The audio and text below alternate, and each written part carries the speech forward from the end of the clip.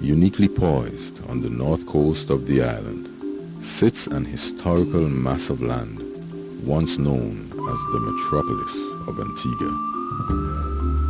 Her origin dates back to the 17th century when a young colonial English master spotted her and soon after experiencing her beauty made her his Caribbean queen. As a town, she was home to many colonial offices.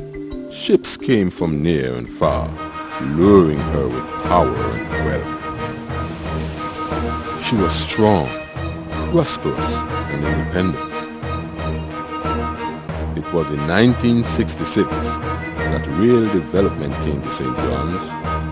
This threatened her economic muscles, and eventually she lost the key to her power and economic stability. Alone, deserted, lost, she stares into the future with the hope that one day her children will pick up the pieces and rebuild life on their own.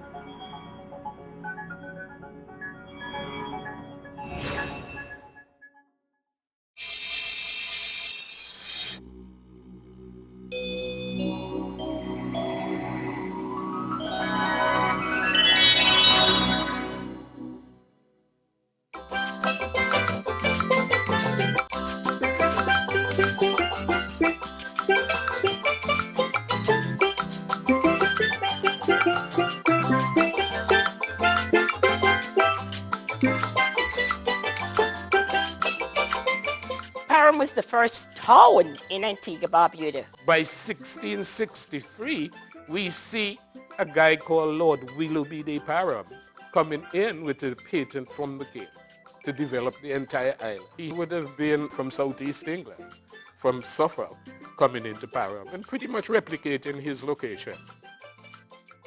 And by 1675, he had made Parham the capital of the island. The process in making Parham the capital would have been, I would say, seriously commercial. The original sugar industry had its biggest muscles on that side of the island. Parham finds itself in a very unique geographical location. It served as an excellent outlet and seaport for plantations like Betty's Hope, like Lindsay's, like Vernon's, like Parham Hill, like Parham Newark, and Cotton, and Coconut Hall, and Donovan's, and Blackman's, and so on. At that time, St. John's was not really yet developed. In any case, Parham is twice the size of St. John's Harbour, and it did not have the issues of sandbars and shoals like you really have in St. John's. St. John's was a cane field. St. John's was a sugar plantation. The sugar industry was at its peak in Antigua and Barbuda in the 18th century, and Parham town benefited as a result. By 1820, approximately 574 slaves were living on the plantation. After the Willoughby family no longer had interest in the estate, it was sold to the Tudways, who were absentee owners. The management of the estate was left in the hands of resident attorneys and managers. In those days, you had the plantation working, and the managers that live on the estate, they used to have the servant that lives in. My foster mother was a domestic worker, and my foster father used to be a mule cart driver to transport the cane from the field to where it was packed at the side end. The estate workers were actually living on the estate and working for the estate owners, and there was a contract in terms of saying once you live on the estate, you work for us. My father used to work on the plantation, first at Betty's Hope, and then at Parham Hill. He just was he used to drive the mule cart. After slave was abolished in 1834, there were no slave masters anymore. They changed those names. So from the slave master becomes manager and our owner. the slave driver becomes overseer. The guy who came from the slave to, let's say, rattan the slave then, he becomes a ranger. That is in modern time. A pay system came into being then. The slave weren't paid. They provide everything from the employer. In those days it was pound, shilling and pence, and it was, I can't remember, like in the crop, when it's like heyday. If they work 1 week and they make 15 shillings, they say they hit the bull. Hit the bull. You see what I mean? 15 shillings. Not $15, I'm saying no, 15 shillings. At the end, when estate life ended, because the sugar was no longer profitable, the colonial masters were glad to just get rid of their little piece of the rock that they had here. And if the inhabitants were buying them, good. So it was selling out Parham, and that's why they went into Parham. The whole town is called Parham Town. But if you were to come to my home, and I'm going to take you by a friend somewhere else, I'll tell you I'm going to Parham. I'm in Parham, but I'll tell you I'm going to Parham. We have Parham, the whole, then we divide up into slices. And where the market is the original Parham. We have Tennessee. When I was growing up as a child, I always thought that the new extension of Parham, called Tennessee, had 2 N's and 2 S's and 2 E's like Tennessee in North America. It's only when I became immersed in the information and the text that I realized it didn't have anything to do with America at all. What we are really talking about here are tenants, people who came in off of the plantation, the surrounding plantation. And these people all lived on church lands. They were renting lands from the Church of England. And then we have another area called Bungalow. There was some small houses. You live here. When you open your window, you actually can put your hand in the next neighbor house. And they used to make them more or less out of oil tin, something like that. Even board, you know, but even the saltfish box board. We have Project, we have Merry Ground. You used to work until the day when you're going to have your child. And this woman named Mary come out to work the ground. She used to work farming.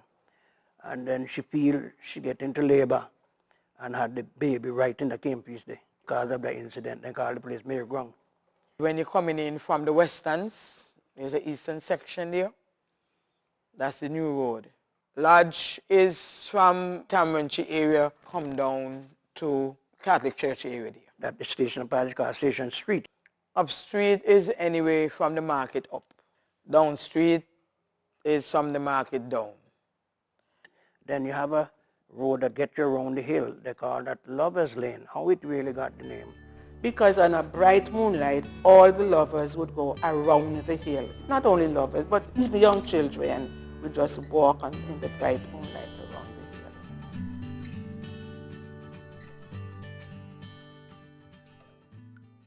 Parham proved to be the ideal location for commercial and other activities. Parham as a colonial center would have been a place of serious importance, especially that Market Street, where you would have had a soda factory owned by Garden. And immediately west of Garden, you would have had the still frame, the brick building for the Household of Ruth, which is a Masonic lodge. Lodges would have served an important function of actually allowing slaves or the children of slaves into the mainstream.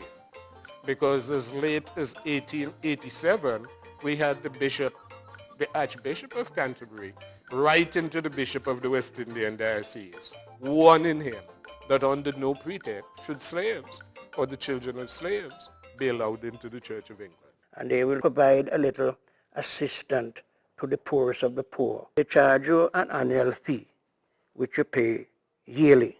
In those days, as I said before, you're working on the estate and you're sick, you don't get no money. You understand? Don't get any money.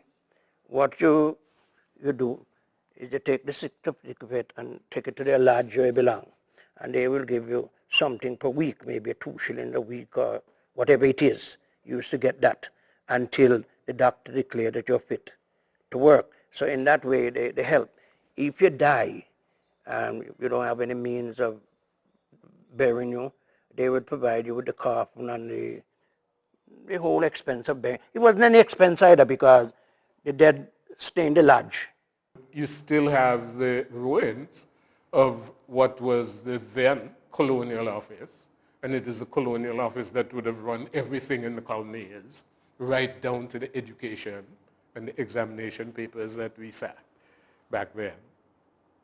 On the opposite side, that would have been the War Office. Again, on the right side going down where you have the baobab tree, you had the post office and the telephone exchange. And in that post office, you would have probably had first generation telephone, which was as big as a jukebox, all made up out of mahogany, with wire cables going in and out of it. Joan Edwards, the operator, and there was another lady called Ursula Jones.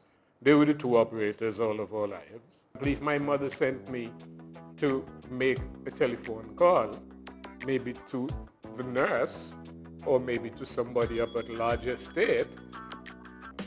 I would have to tell Joan the message. You know, I would say, Joan, I have a message to deliver to Parham Lodge. Can I have the phone? And she would look at me like I'm a crazy man and said, Marcus, you must be crazy. Little did Joan, I know that very soon we would have enough phones to give every lizard under the house, but that was how it went. As years passed, the development of other infrastructure further confirmed Parham's position as a town. We had the theater. It was 6 pence, I think, for the pit, and then a shilling for circle, and most maybe 1 and 6 for just circles. You had an airport, a mini airport not far, which was at the base. It had a police station. Because the police present were there, and someone even from time to time use an indecent language also. The police would use this question in order to shut you up and tell you, shame on you and so forth, so that keep you in line. For today, you hear the biggest of it just fling around the place, and not even by juvenile. So that sort of, say, respect disappear since they haven't got, let's say, the magistrate court and things like that. Strange enough, Parham people didn't go to court. My name is Gardner. And time after time he would say like this, if it was for Parham alone, he would need bread, because no Parham people come into court. And there are also a lot of stories about people who would go and lie.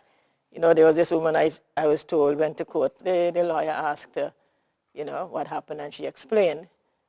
The lawyer said to her, I put it to you that you're lying. And the woman said, I put it to you that you weren't there. So after that, they were kind of more careful how to tackle the people, because you could pay somebody to come and tell lie for you, okay? It was so clean cut. They used to have a dance hall up the street, not far from the market, and that used to be the hot spot. People from all over. I can remember Saints Brothers band every weekend is a session up there. And you used to have a lot of fights up there too. Boyfriend getting problem with girlfriend, and the only thing that was short in Parham was a bank. From the point of view of the box money, I would say there were many, many banks, and box money was not only a way of really saving money. Box money was a lightning rod as far as personality, characterization. If you wanted to know if somebody was honest or dishonest or could be trusted to repay you, asked who kept the box. Meanwhile, St. John's was slowly beginning to show signs of development, and Old Parham Road was built to provide access to what was now becoming the town.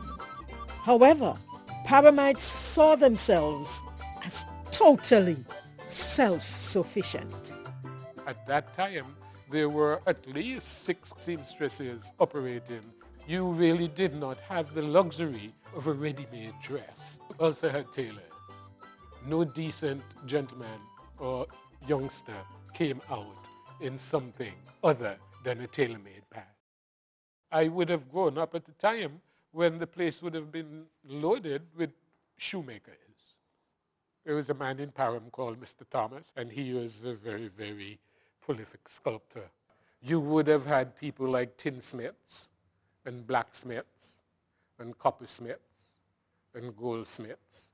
People came to your yard with a little stove on a donkey, and they would make you a cup, or they would make you a bucket, or they would make you a bat, or they would make you a grater right on the spot, and everything was done, soldered.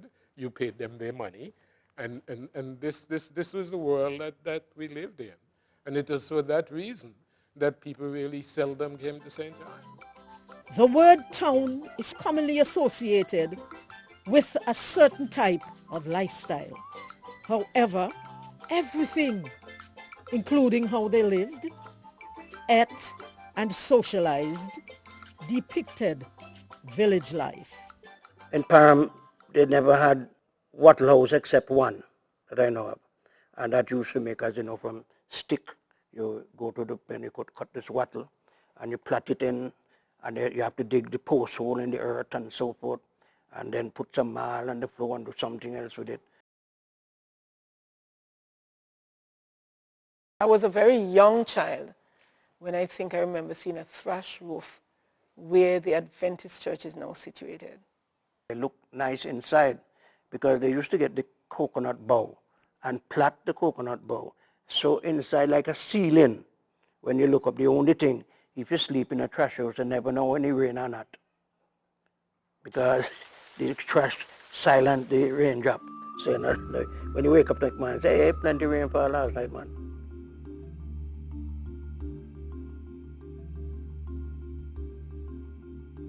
Only few people had what they call a reasonable size house. They were small. Maybe 2 rooms. One area where you would have your little cabinet, your little safe, and so on, and then the bedroom. And you had a little outdoor kitchen. That kitchen you can't cook in it. That is something you just put up the pot or the dishes and so forth. So they used to cook outside in a cold pot or fireside and so on. There was the pit latrine. Yes, so everybody had a latrine in their yard. And then they had the outside bathroom with the baths, okay? Find few houses that made from stone, blocks and so was unheard of, okay? Most young men build a little 2x3 outside in the yard. The girlfriend come there to them and whatever, and then eventually when they marry, they have that little house. As children growing up in my family, we weren't taught to be lazy. We had to work. We had to go to school, but we had to do chores at home. The older ones would go with my mother to the ground, as we call it then, and I was the one who was at home, cooking most of the time. Well, I grew up in a time when no running water was there. We had to go for water. We had our little buckets, put on our heads, and we go to the pipe. We had to pay a shilling. That is a shilling a quarter. Like every 3 months, you pay a shilling to get 2 buckets of water. Come from the Anglican church. It used to pipe cat from the roof into some big tank, 3 big tank. And it run down to where the Wesleyan Holiness Church, right in the center of the town. This was at the garden, right in the center. And a pipe used to be there, and you go there, and you get 2 buckets of water on a Saturday. We have to pull a drum in the yard. When you become stronger, like 14 years and so, you could carry 2 buckets in hand. When you're younger than that, 1 single bucket on the head. And you imagine that the drum might have 48-gallon thing, and the container you're carrying, all the thing, might be about 2.5 gallons. So you know how many times you have to pull that. We had to wash in bad pans. We bleach on the stones, and we have the usual wire lines and clothes when you put up your clothes to dry. When there's no water our parents found themselves at the ponds to wash the clothes and hang them in the bramble to dry. Now, when it comes to ironing, our parents are very particular that we should look tidy. No matter how many pieces of clothes you had, they should be well ironed. So on the weekend, they would iron all your clothes. The school clothes, they would iron them, put them on a hanger, but not hanger like these days. You had a piece of stick, and they would tie a string in the middle of the stick and hang it up on the nails. Keeping yards clean was very important to mothers especially in those days, because they'll sweep their yard just about every day. Every day. They'll pull the or break a particular kind of bush, put it together to make a broom, and they sweep their yard clean. I don't think grass grew in some of the yards because they were always sweeping it, so it was always clean. What I used to do on Monday, especially if it's crop time, I should say crop time, about half the year. The crop used to go like for 6 months. You used to have to go and help people carry their cane so they will come and help us. So you go with a donkey and for the whole day, up and down, to and from the line. Apart from that, I had to go and tie the calves so that he could milk in the morning. I tell you, coming up, it was rough, but I've been through it and enjoyed it too. Discipline was a normal part of growing up. Some children had their share of the rod, while others didn't. The discipline was done with a strap to your behind. That's mainly what I know, because I used to get plenty. You just get licked fast, regular. Well, all I know is if mother says, that's enough. If mother says sweep the yard, I sweep the yard because I don't know what mother will do. Okay? I don't want to licks. One thing in particular when it comes to lies. If you lied, you get double your portion. Tell her the truth and she will decide. When you can lock up from a thief, you can't lock up from a liar. And so, I wonder what she meant by that. But as I grew older, you can lock your things away from the thief, but you cannot lock away anything from a liar. Licks was foreign to me. Yes, we were disciplined, but personally, I didn't grow up getting a lot of licks. I don't think I was better than anybody else or didn't do foolish things, but my parents went into beating. But he was very firm with us. Well-trained boys and girls would always lead to a healthy society. Back then, Parham would have always come forward with a very, very well-tuned sense of community. Throughout my life, I would have observed people in Parham attending what is called a community meeting every Monday evening. And they would have decided everything to do with the whole municipality of Parham from the point of view of health, sanitation, education. People would be always looking out for each other. We shared what we had with each other. We were more loving, we were more caring, we were more giving people. We kill a pig, you give the neighbor peace. Whenever they kill something, we get peace. My mother gone to work and we gone to school or anything and the neighbor is around and they see, oh, it sets up a day, look like rain, You see, we had them close on the line, we go pick them up and throw them through the window and shut in the window. And when she comes, she'll know me pick them up. Me never tell she need pick them up. Don't care if somebody doesn't talk to your parents. That person could send you out and you dare not say, I am not going, because she's going to send you back. And I think it is this, protracted sense of community and family would have really allowed Parham to really stand out. Love, courtship, and marriage are words that evoke much passion in Parhamites when they revisit the genesis of their family life. When a young man loves a young woman he wants to marry her, he has to write to the parents. You couldn't interfere with people's daughters as you please. You had to go home and ask permission. And so they will invite you for one-on-one thing. I give you a joke on that. One time, a fellow walked with his friend. So while the father of the prospective wife-to-be was questioning the man to find out what he have and so on. So he said, So what you have that you can upkeep my daughter with? He says, a little house. The man to boost him up say, already, a hell of a big buffy have. And everything the man say. He says, I have a couple of dollars on the bank. He says, oh, the man, he had $1,000 upon the bank. So in the mix of it all, he coughed and he had a bad cold. So he goes, say, man, you're a little cold, man. He said, cold? Consumption he have. So for the time the father hear that, the engagement spoiled. He goes, you know, I'm number one them child who come married to somebody that can. So in a good way, carry people boast you up. People dated or courted and they got married. Weddings in Parham Town was always an exciting time for children, because even though you weren't invited to the wedding, once the wedding was held in the village, you're all there to see that bride. You stand around the church, you peep, and once it was happening. They may tend to have a feast house, maybe at a place they call Luna Park, and various places. In those days, there was much place to rent, some place like that. It was like a family setting.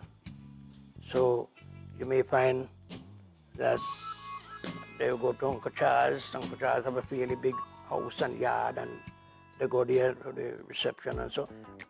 Your wedding would have been measured by how many cakes or how many cases of whiskey people were able to steal.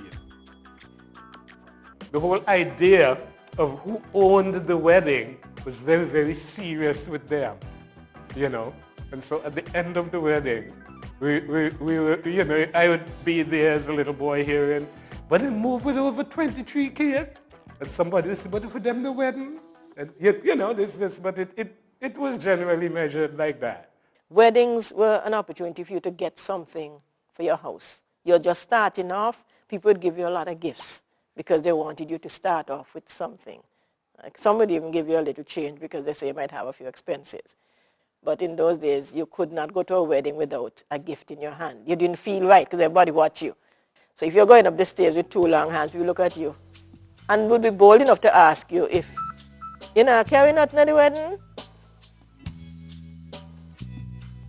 Strong families emerged from the unions built. Those families with the fathers were present are the families that were able to lay down roots. They were able to maintain property, able to do business.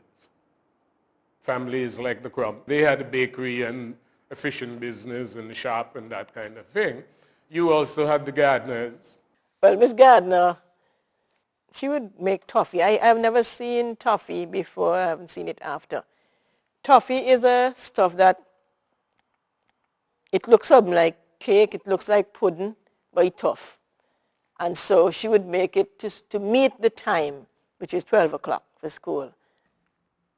She always have that prepared for the school children. So you, the older head that not going to school, you will never be able to get anything to buy until the school children are satisfied. The old man Grant, he was a landowner, and he would be renting houses. The Sterlings, yeah, they had land and so on, Sterlings.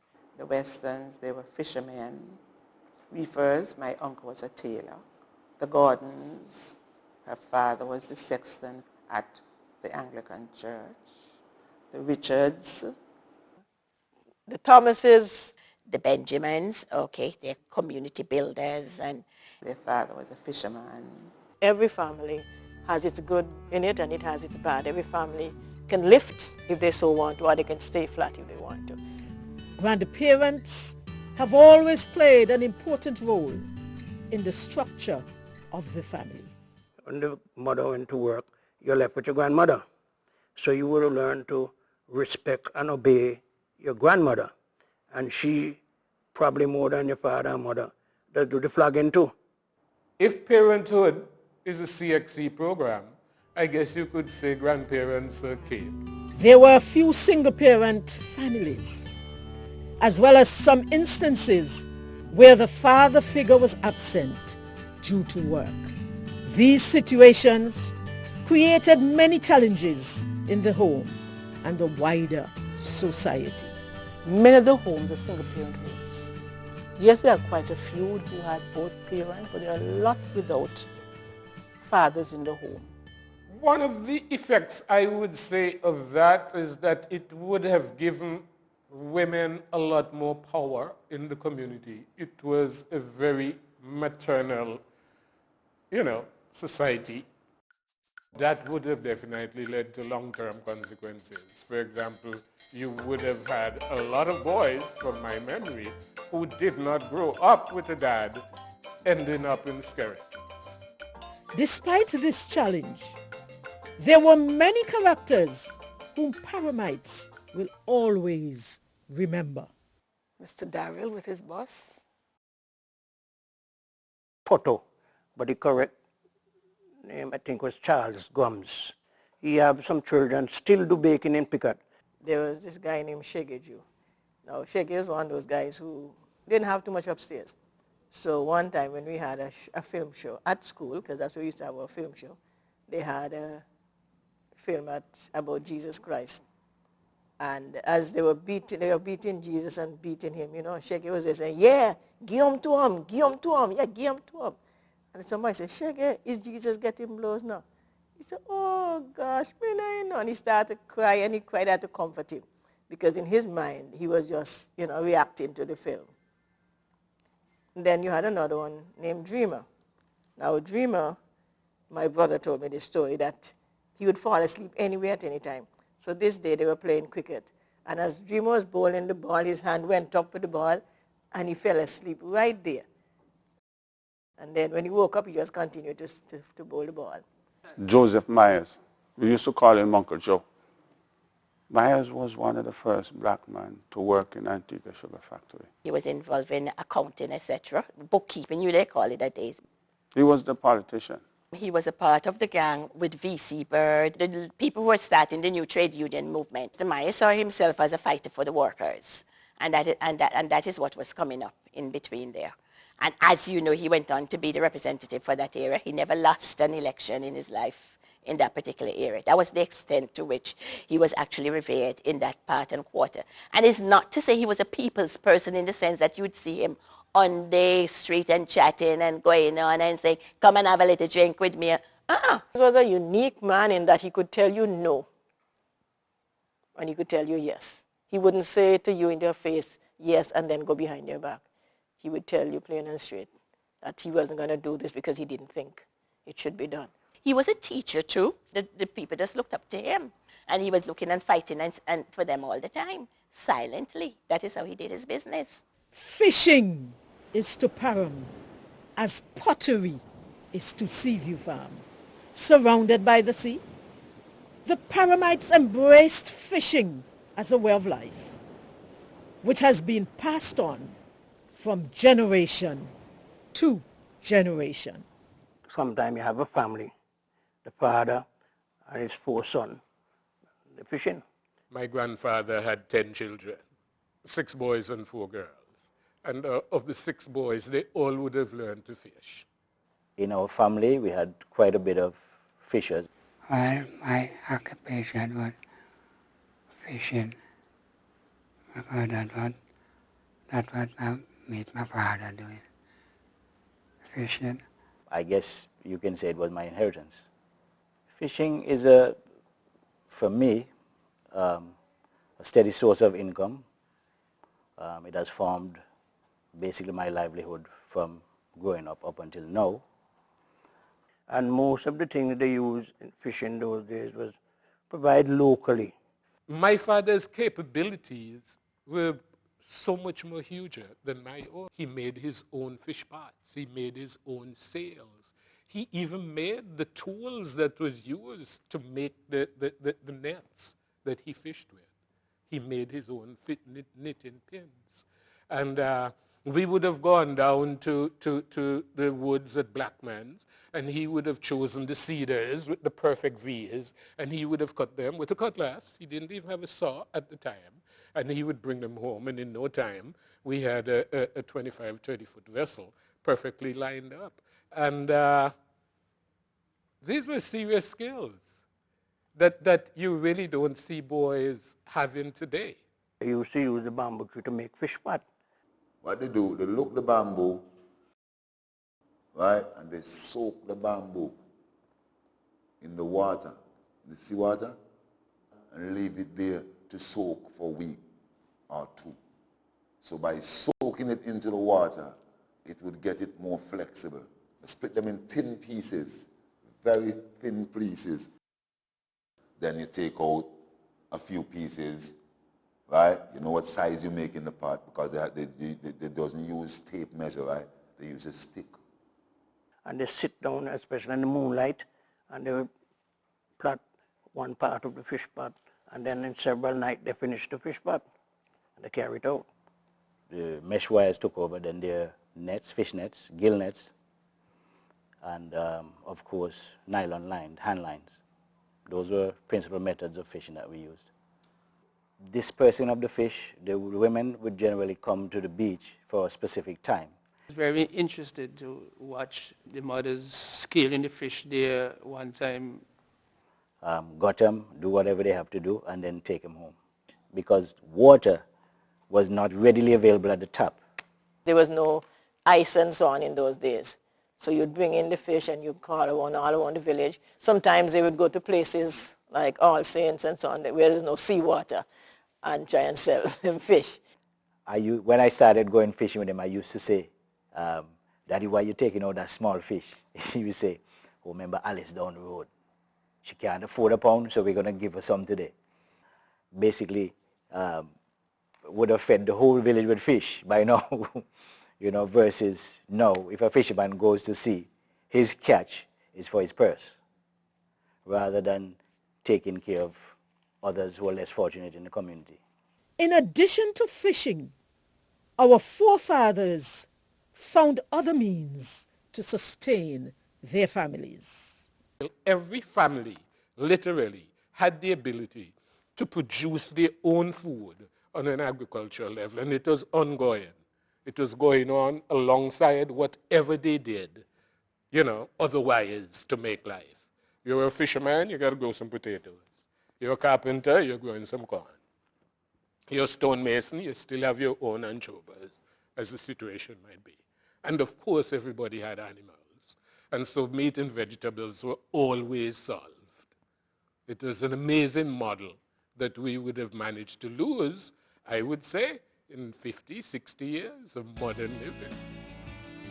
Parhamites enjoyed an abundance of food from the sea and their backyard gardens. They may not have been financially wealthy, but they were satisfied. We were living on the margin of poverty. You understand what I mean? So some people would boil a sweet potato tonight, and in the morning kind of toast it, and before they leave, they little goat milk and bush tea and potato or a little roast dumpling, especially when it comes Friday. When it comes Friday in the olden days, they used to say, Jury gone upstairs. In your parents' house, they didn't have a full pound of nothing. So they used to mix things. You have a little cornmeal, a little white flour, a little sugar, and then you go and some tractor dumpling. You see what I mean? Or somebody will have more cornmeal and more sugar, and they just go on with some sugar fungi. And sometimes for breakfast, we'll have just a vegetable we call chop up, no saltfish, no fish. If you're a little dictified, you might have anchovy and saltfish and fungi. And we'll have cocoa or bush tea. And you eat that sometime with bread and something left over and so on, and go on with that. Mommy would get up early in the morning and she would say, okay, 2 balls of fungi there, left back, I slice them up. I fry them there. Sometimes I'll make an argument and say, oh, I don't want them fungi, me eat fungi last night and we eat fungi this morning for go to school. And Mommy say, okay, if you don't want that, just wash your skin and put on your clothes and go ahead. My mother would get up early in the morning and she would prepare porridge or fried dumpling or roast potato and roast saltfish. Dinner was mainly fish. And you will cook the rice and fish. What they generally do is to fry the fish on the Monday when they get it, put it in the safe. Then they're going to do it Wednesday. So they take out that while they're cooking the rice, they put in the peas and whatever in the rice first. When they're cooking the rice, when the rice nearly dry, they will take up this fish and put on top to heat up the fish again. So this woman did that. When the fish gets sufficient heated, she took out the fish. When she taken out the thing, she see a little funny fish where she didn't put in. Lo and behold, a lizard fall because the pot open. Because you don't cover a pot when it's on the way drying, almost finished cooked. So you leave it open. She could get money for buy other food and stuff. She just takes his little pot spoon and thing with the lizard, take out the fish, put the fish on them, they spin around the pot with the rice and the little butter on the top and start to share out, put on with it. That's gone a yard, long time. Back then, every family owned what was called a doving pot. You grew your own chicken. You didn't buy them from the Ice Age like we do today. And you didn't fry a bird. That was totally uncivilized in the old world. A bird was doved. You put it in a large iron pot with potatoes and carrots and that kind of thing, like early on the Sunday morning, and you just covered it down on a good strong heat, and that bird literally cooked in its own juices, along with the vegetables and everything and so on. They used to get some fat meat about 6 up in Canada. They finish put down that seasoning with a fat meat, and oh my! I always wanted the what you call the shine dish, that where the thing came in, because I want the fats too. It tastes real good. And when they cook the fungi, take out the fungi with the calabash, they put the spoon back and make an indentation in the fungi and put in piece of the fat meat and little of the fat. So you eat round it like when mason and mix concrete by hand. You know what I mean? I can't afford it. And you get some brebbage and you go on clear. Don't mark you. Not, when I tell you nothing about lemonade, I tell you brebbage, sugar and water. Okay? When you get brebbage on big man, you be. Joko Hole, this familiar place on the outskirts of Parham, will always be remembered. What the Joko really is, you know, after the animals work for a certain age and so, they get exhausted and old and so forth. And they die just like somebody get old and die. Now, you don't know what they die from. Maybe they could die from TB or something. They pull it to a place, and they used to call that place Joko Hole, Joko. That was the name of the meat. People just go, because poverty is stricken. You go and you cut off what bit of meat you have, and you cure it by salt. Now they get the coarse salt. How they come along the swamp down around, they have the, and go and look the coarse salt, and throw it in the bag, the crocker's bag, and carry home. When I carry home, our mommy will get hammer and spoon, and take the time and start pounding the salt, pounding, until they get it fine. When they get it fine now, that's the time you can sprinkle it, and the meat and them that out done bring down.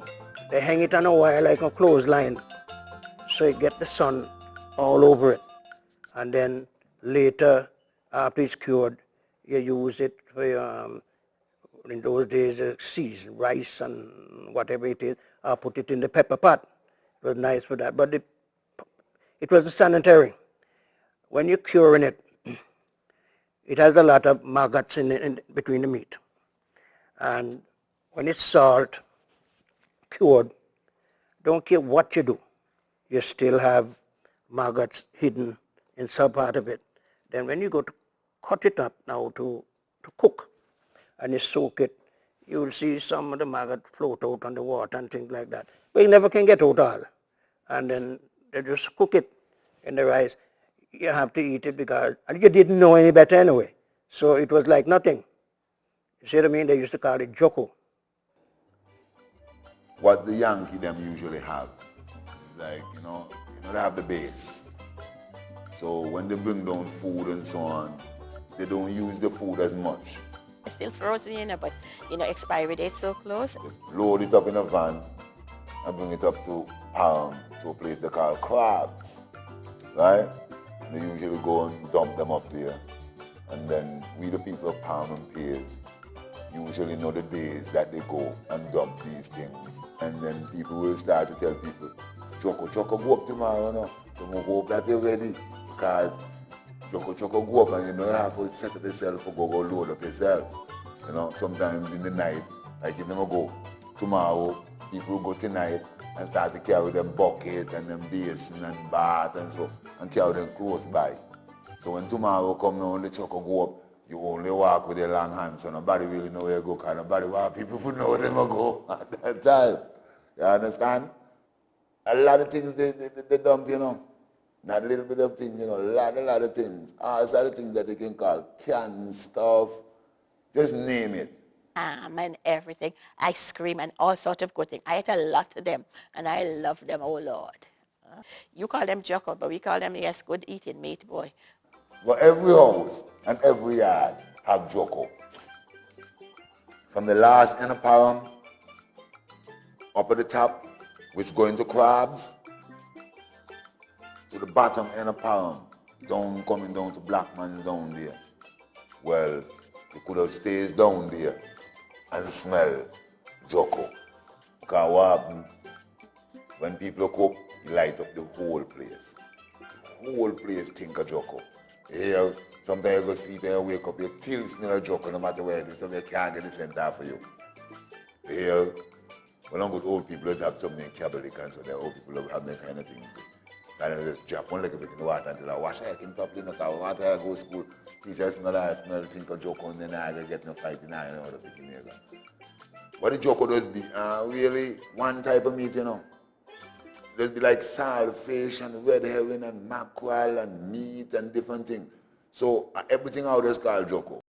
So what out there do now, you find once jocko cook, the whole village think up. Because what happens, the scent will combine together. You can tell. So you take off and go down the road. So if you come up the road now, the scent will knock you down. For the people who used to eat jocko, right? If you see some of them for today, right, you wouldn't believe that they just eat jocko and race for jocko. And the best part about it, I'm going to tell you won't believe, then just got some pig up there, right? Some wild pig. And the pig and then just come on the jocko heap and take up the best part of the meat and the things in them. And the people then just drag them out, the pig mother tell you, give me you know, go over that you're drunk. Where you go with a good piece of meat, they just give me Okay, I'm going to go cook up and pick me down there. You understand? And some of the people that you see for today, that raise up on jocko, even see one dead animal over there, and go on like the first time and see one dead animal. Because as I said to you, the whole community, everybody, and for some of the people for today, if you ask them one in jocko, then look when you cut them here, because they don't want people to know that they eat jocko. And a jocko makes someone look so round and look so nice and whatever, and they never does sick. Unless we don't go to pasture and fall down, get a little cut or something like that. People hardly sick in those days. It's only now I hear about hypertension and diabetes and these other things. No, in our days, we used to have an old lady in our community, we call her nurse. Nurse Thomas. You call her Mama Nurse. She would come and sleep by her parents' home if she was expecting a baby. She would spend the night, and then when the baby was born and everything, and she was comfortable, she'd go. If we get caught, we're going by nurse. If anything do you, call nurse. And she will come, and she never had no transport. She was a pleasant lady. When I was a boy, all that the doctor have stethoscope, we put in the ear and sound your chest and sound your back and so. And if you have fever, and they give you this thing with quinine, you drink, you have a fever, you're going to give you a half bottle. They used to get the drugs provided at the doctor. All the doctor had dispenser. A dispenser would come around on his bicycle, and they would be selling all the remedies and necessities. Yes, so you buy them. Apart from the modern medicines that were dispensed to the sick, traditional medicine was also used. Now, people used to use bush for all sort of things.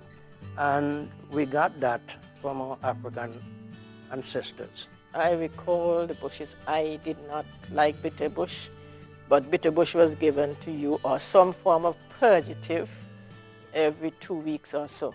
They'll take a look at you and say, you look like you have worms. They look under here, you have worms. So because you have worms, you need worm oil or worm bush. My brother, he used to be suffering from this wheezing, what you call asthma nowadays. My mother would just be coming out in the middle of the night, go and her friends pick some curlito or get the cassie that people are eating now and so forth, like the oil stove, and heat them up, put them on his dress. The next morning he would be on the bus going to school. The castor oil leaf, they would just say, okay, put one under your hat. Or put, if they're out in the field working and the day's too hot or something, they always have one. They say that cools them down. If they have a tree up north, so returning, they call it the painkiller tree. I don't know where to get the idea from. You have to pay the tree. Like put a 2 cents or whatever, or nail a nail in the tree and then pick the thing. They used to have like a Cavalier bottle. And they used to put that bush on a piece of flat wood, and they roll the vein that is in the wood. Why they have to roll the vein out of the leaf is because if it band it tight and it get down on your vein, it will stop the flow of blood and it will swell your hand a bit. So they used to do that. And the swelling go down, so it works. So how are you going to tell them it don't mean anything? Dental care was also important, and our forefathers found innovative ways of dealing with this. After the water, that come from under the arch, show it in a special, when it come morning time, you take one spoon and take up one spoonful, show in a cup, and that the water you take, wash your mouth. When there were serious medical issues, traveling to the hospital seemed like a long journey. It was a real case in those days. This man, they was suffering from stoppage of water, can't pass the urine. And they put this man in this mule cart with iron wheel, not rubber wheel, no, to take him to the hospital to get his urine drawn and things like that. Because the man have to go all the way to the hospital to come back up. Boy, he started to gallop the mule on the rough road, boy. When he coming down Old Parham Road, rocking. The car picking up from the front, dropping at the back, pick you up from the back with the jerk and put him for one at a time. He get up to the front, hit the driver for the car in the back. Turn back, my pee-pee. So the back's about the blood out. The urine comes. You don't matter how to go to the doctor again. The mule cart was not the only means of transportation. I met a lady called Mrs. Laurel Friday, who was my headmistress, and she said to me, "Oh, you're from Parham?" And I said, "Yes." And she said, "Your grandfather brought the bride to Old Road when I was a little girl in his buggy, and having brought the bride and the groom and dropped them off, he picked up the dead." So the buggy was literally the bridal limousine and the hearse all in one breath. And that was neat. The only people who had a vehicle in Parham at that day were the doctor or the pastor, and nobody else was supposed to have cars. You went down to men's and you looked at them, and you knew very well to yourself that this was out of my league. The transportation wasn't so, sometimes you had to walk. Some people just walk because, let's say, this bus come in this morning and pick up the people them to go to town. One trip. And from that, only how you might find the 2 trips is like when they had court. With no radio and television for entertainment, they had to find other ways to enjoy life. As a young man come up, we used to have everything in Parham. You have basketball, you have football, you have cricket, you have netball, you have tennis. We used to play golf, we used to play rounders. There's a lot of sports. We play volleyball. At our age, we'd play skipping,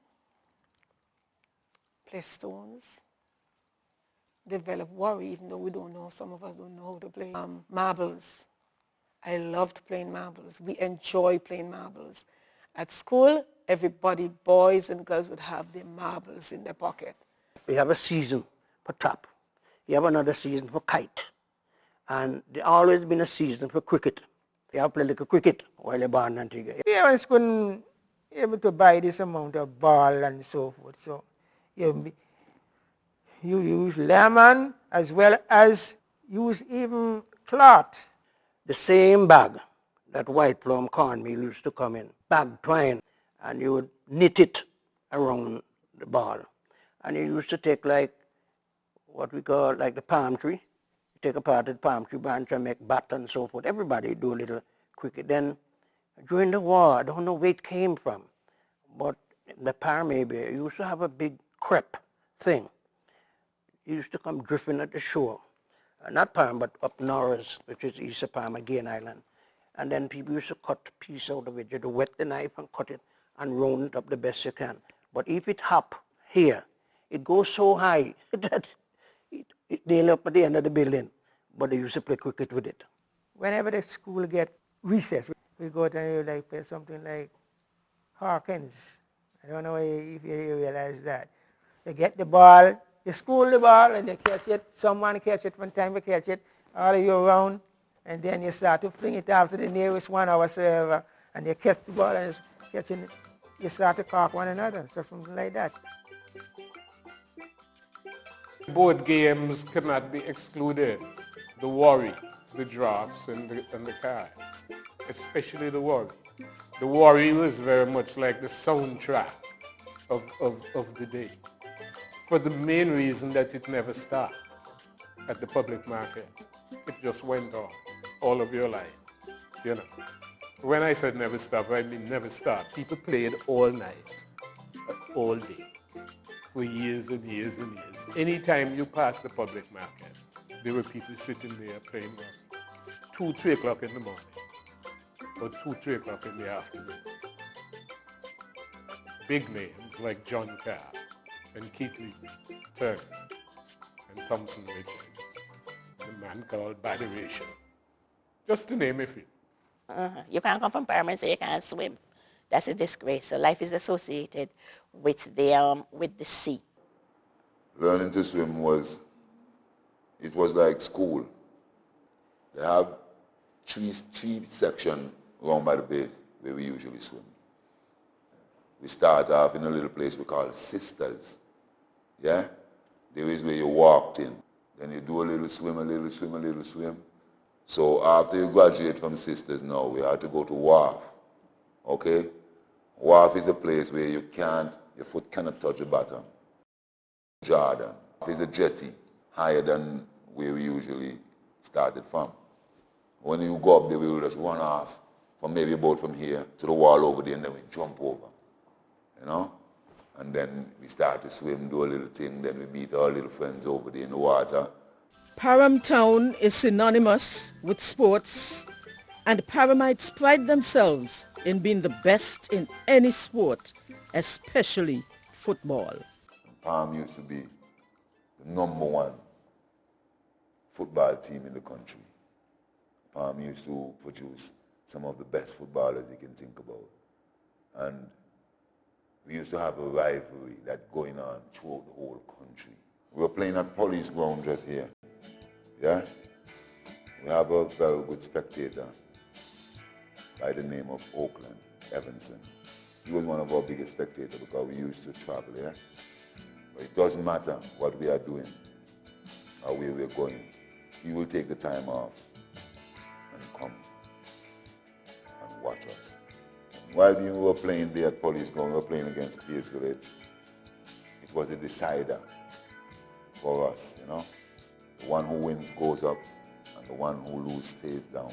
And at the dire moment of the game, a guy from Pierce Village kicked the ball. So when he kicked the ball, I was looking in this direction. Yeah? When he kicked the ball, suddenly I don't know what happened. I don't know where the ball went, you understand?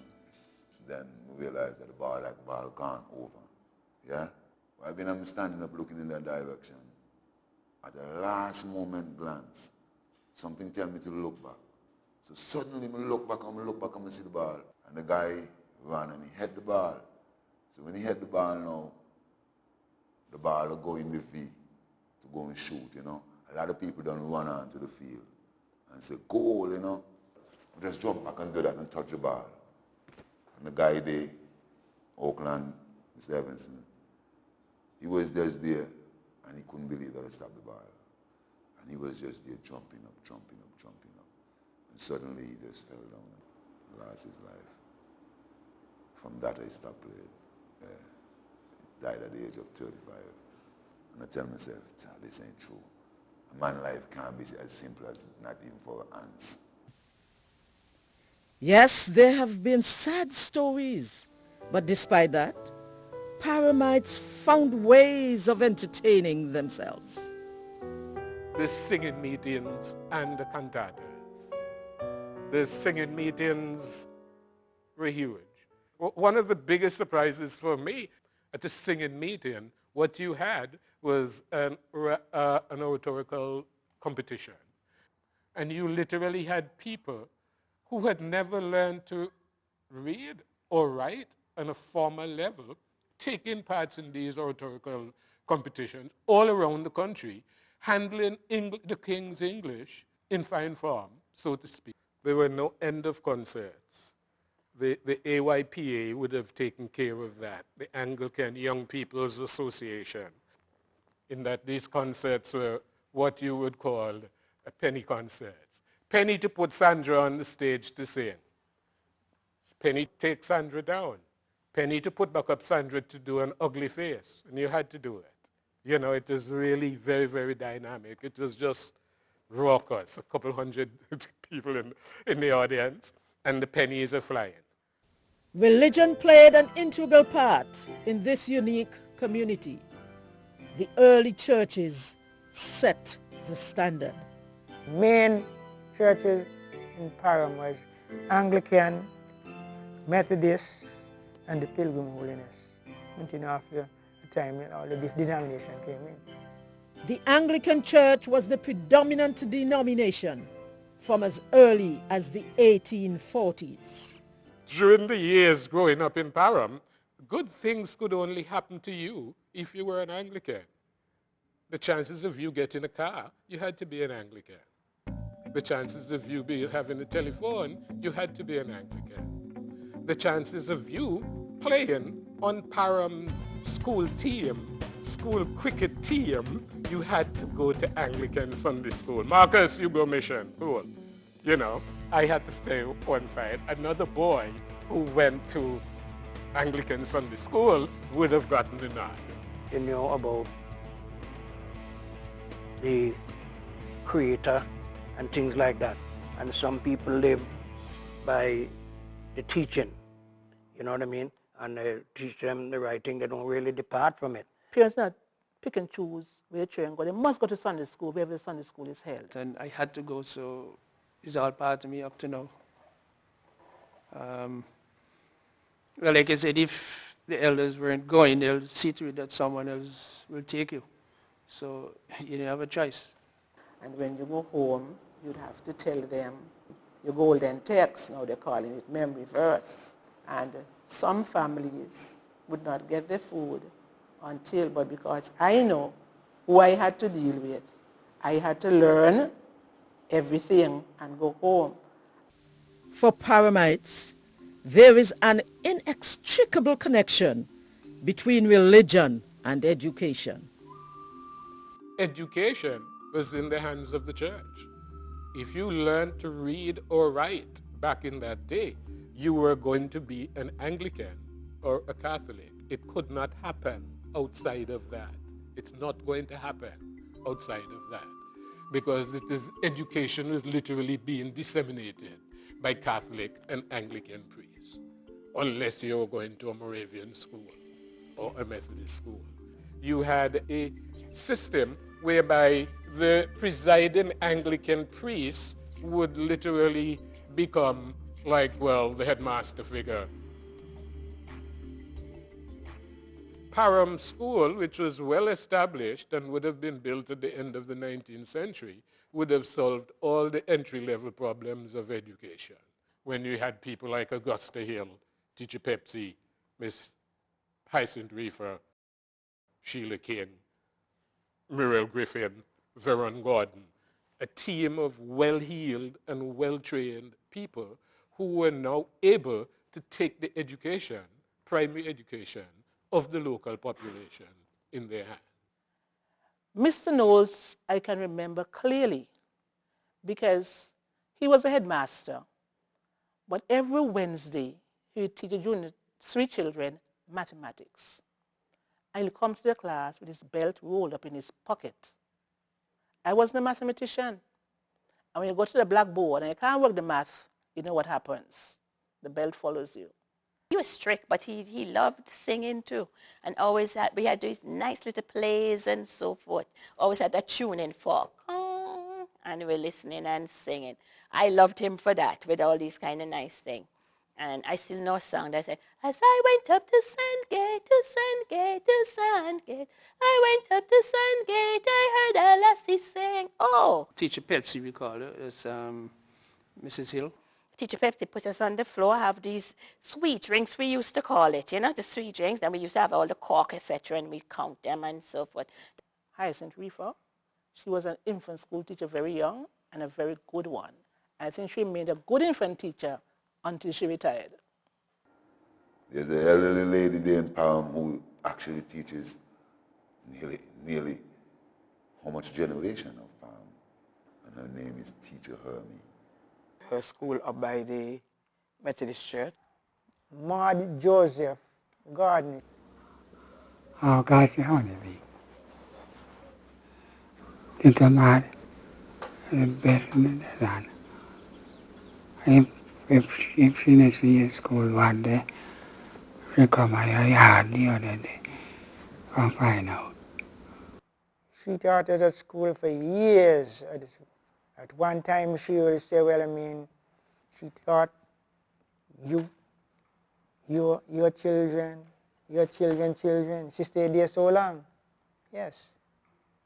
You see, but it's one thing about her. She beat with your strap. You learn with your strap. Very strict lady. What I remember, and was even telling somebody, when I look at the amount of books my grandchildren is carrying to school, I remember going to school with a piece of book and a pencil cut in two. I don't remember having to take so many books, and people still care about doctors and lawyers. Additional skill sets were acquired through strategic extracurricular activities. We would have always had a very